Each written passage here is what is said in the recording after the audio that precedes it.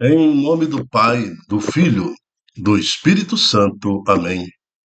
Reflexão do dia 17 de setembro de 2024, 24ª semana do Tempo Comum, terça-feira, cor litúrgica verde.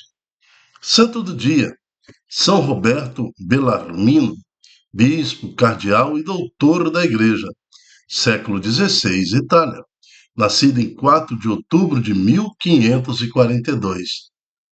Os estudos em filosofia e teologia que realizou entre o Colégio Romano, Pádua e Louvain concentraram-se na vida de São Tomás e dos padres da Igreja. Foram decisivos para a sua orientação teológica.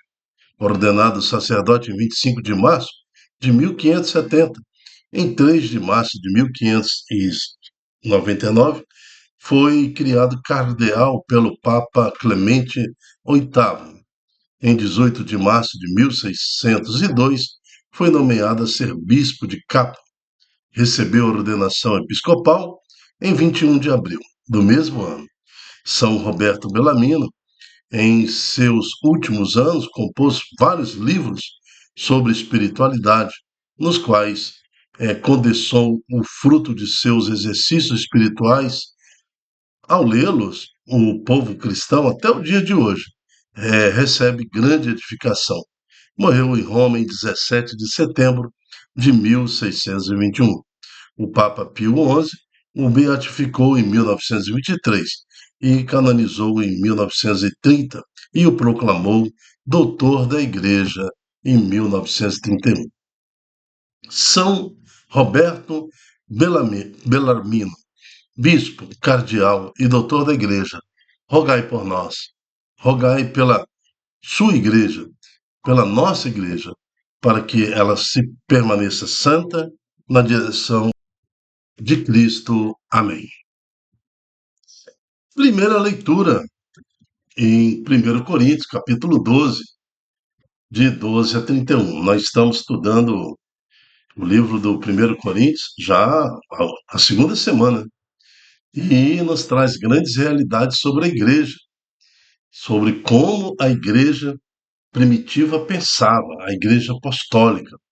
E ao analisar o 1 Coríntios, no seu capítulo 1 até o capítulo 12 de hoje, nós vamos ver que muitas das práticas, ou a totalidade das práticas que hoje, século XXI, nós estamos vivendo, já reflete a prática milenar da igreja. Então, nós não estamos distantes, de forma nenhuma, daquela tradição, daquilo que acontecia na época pós Jesus Cristo, quando sua igreja estende-se ao mundo sob a ordem de Jesus, né? Ide e formai discípulos nas nações. Leitura da primeira carta de São Paulo aos Coríntios. Irmãos, como o corpo é um, embora tenha muitos membros, e como todos os membros do corpo, embora sejam muitos, formam um só corpo, assim também acontece com Cristo. De fato, todos nós, judeus ou gregos, escravos ou livres, fomos batizados em um único Espírito, para formarmos um único corpo, e todos nós bebemos em um único Espírito. Com efeito, o corpo não é feito de membros apenas, mas de muitos membros. Vós todos juntos sois um corpo de Cristo, e individualmente sois membros desse corpo. E na igreja, Deus colocou em primeiro lugar os apóstolos, em segundo lugar, os profetas, em terceiro lugar, os que têm o dom e a missão de ensinar. Depois, outras pessoas com dons diversos, a saber, dom de milagre, dom de cura, dom para as obras de misericórdia, dom de governo e direção, dom de línguas. Acaso todos são apóstolos? Todos são profetas? Todos ensinam? Todos realizam milagres? Todos têm um dom de curas? Todos falam em línguas? Todos interpretam? Aspirai os dons mais elevados. Palavra do Senhor. Graças a Deus. Primeiro eu quero chamar a atenção. Versículo 28. Na igreja, Deus colocou em primeiro lugar os apóstolos, os bispos. Então nós temos desde o Papa, os bispos. Em segundo lugar, os profetas. Em terceiro lugar, os que têm o dom e missão de ensinar, e depois as outras pessoas com dons diversos. Então, nós temos todo o corpo eclesial, padres, diáconos, bispo, toda a hierarquia da igreja, né? Todos aqueles que foram convocados por Deus para a missão apostólica. E depois, em seguida, todos aqueles que têm o discipulado, todos aqueles que foram convocados por Deus, né, em nome de Jesus Cristo, para refletir um Jesus dentro da igreja. Aí nós temos que são dons nossos próprios, dado por Deus a cada um de nós.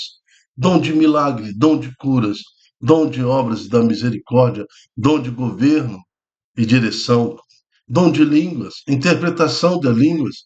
Então, tudo isso são dons que a igreja tem, que Jesus Cristo deu à igreja pelo Espírito Santo. Nós não podemos recuar, nós não podemos, enquanto leigos, ficar no recuo. A igreja somos nós.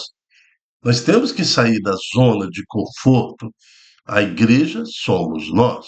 Certa vez eu falando sobre pastoral familiar com vocês aqui, eu estava lembrando que a pastoral tem esta missão de ser igreja extramuro para as famílias. Assim, outros movimentos, outras pastorais têm que ser igreja na realidade secular, na realidade da rotina deste mundo para as pessoas. Uma igreja que não tem esta ação missionária extramuro é uma igreja praticamente morta, né? É uma igreja que vai ser formada só pelos apóstolos, né? Só pelo corpo eclesial. Não, nós temos que assumir a nossa parte do que é ser igreja. Eu estava comentando também naquele mesmo dia, eu lembro, que é muito pouco provável que um bispo vai bater na porta de alguém, né, para evangelizar. Muito pouco provável que o Papa vai bater na porta de uma família para evangelizar.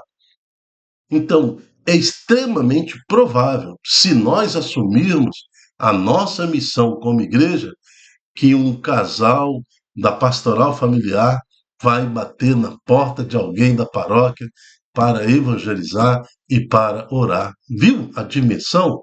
Quando a igreja, sua igreja, bate a tua porta, quando a tua igreja senta no seu sofá, em nome do seu padre, em nome do bispo, em nome do papa, em nome da igreja, em nome de Jesus, e vai orar com você, isto é uma probabilidade enorme de acontecer. Se os movimentos, se as pastorais, se cada serviço da igreja realmente tiver a sua missão, a visão de missão discipulado, a missionária. É isso que Deus quer de cada um de nós. É disso que Paulo está falando aqui aos Coríntios. Cada um tem um dom, cada um tem um dom, né? E esse dom não pode ser enterrado, tem que ser colocado a serviço da igreja, manifestado dentro de casa, né? Para que nossa casa, nossos filhos também conheçam a Cristo Jesus e todos os mistérios que o envolvem e toda a esperança que o envolve este nome de Jesus. Por isso, sejamos igreja, uma igreja viva, comprometida com o anúncio do Evangelho. Amém. Salmo. O salmo de hoje é o Salmo 99. Nós somos o seu povo e o seu rebanho. Olha o compromisso do salmista com Deus. Nós somos, Senhor, o seu povo e o seu rebanho. Século 21, é esta geração. Ou nós somos o rebanho de Deus que vai glorificar e bendizer a Deus, ou deixamos que o inimigo de Deus faça isso. Ao contrário, desfazendo tudo que foi feito até os dias de hoje. Não, mas nós somos um rebanho de Deus. Não é nós que povoamos a tua igreja. É nós que temos que sair. Aclamai o Senhor, ó terra inteira. Servi ao Senhor com alegria. Ide a Ele cantando jubilosos. Como é que eu vou a Deus? Quando eu vou ao meu irmão, quando eu multiplico a ação de evangelizar para a todos, sendo Cristo para o meu irmão. Saber que o Senhor, só Ele é Deus. Ele mesmo nos fez e somos seus. Nós somos seu povo, o seu rebanho. Aqui está o compromisso do salmista com Deus. Nós somos o seu povo, o seu rebanho. Igreja, nós somos o seu povo e o seu rebanho. Cristo, nós somos o seu povo e o seu rebanho. Evangelho, Lucas, capítulo 7, de 11 a 17. O Senhor esteja conosco. Ele está no meio de nós. Proclamação do Evangelho de Jesus Cristo segundo Lucas. Glória a vós, Senhor. Preste atenção no Evangelho de hoje, porque você vai ver o poder da igreja quando a igreja é extramuro, quando ela sai ao encontro das pessoas que sofrem. É este exemplo que nós vamos ver no Evangelho de hoje. Naquele tempo, Jesus dirigiu-se a uma cidade chamada Naim. Com ele iam seus discípulos e uma grande multidão. Chegando à porta da cidade, eis que levavam um defunto, filho único, e sua mãe era viúva. Grande multidão da cidade acompanhava. Ao vê-la, o Senhor sentiu compaixão para com ela e lhe disse: Não chores. Aproximou-se, tocou o caixão e os que carregavam pararam. Então Jesus disse: Jovem, eu te ordeno, levanta-te. O que estava morto sentou-se e começou a falar. E Jesus o entregou à sua mãe. Todos ficaram com muito medo e glorificaram a Deus, dizendo: Um grande profeta apareceu entre nós e Deus veio visitar o seu povo.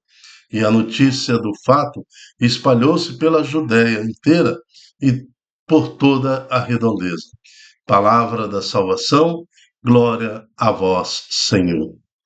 Isso não aconteceria se Jesus ficasse fechado nas portas, contidos somente, talvez, nas sinagogas, mas ou então na casa ali de Pedro, ou na proteção de quatro paredes, mas Jesus sai em missão, ensinando a igreja que estava sendo criada por Jesus Cristo. Naquele tempo, Jesus dirigiu-se a uma cidade chamada Naim, e com ele iam, tá vendo? Esse verbo de ir, de sair da acomodação, e os seus discípulos. Discipulados somos nós, e uma grande multidão. Os apóstolos estavam juntos, apostolados. O que falou a primeira leitura, primeiro os apóstolos, depois os discipulados, e depois os leigos que vão realizar a obra. Alguém parou a viúva, abriu o caixão, Jesus pôde colocar ali, alguém acolheu aquele jovem que acabara de ser ressuscitado por Jesus Cristo, outros glorificaram a Deus, dando àquela família a esperança, e ali Jesus é levado, Jesus se apresenta àquela família. Então, quando nós saímos também em missão, o corpo, ele precisa se mexer. A primeira leitura de hoje fala do corpo, que é a igreja, mas um corpo estático, um corpo que não se mexe, acaba tendo problema. Nós precisamos fortalecer a musculatura, todo o esqueleto, nós precisamos fazer com que a circulação ande.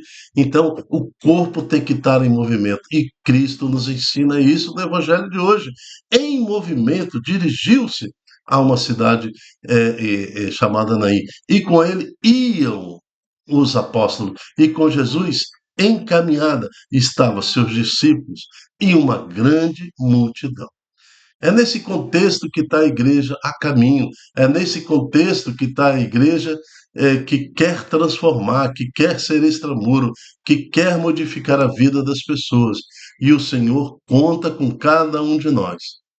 Que possamos sair do nosso conforto, ir à igreja, vai, participa, procure lá na sua igreja qual pastoral você se encaixa, qual movimento, qual serviço te e vai de encontro à realidade dos seus dons.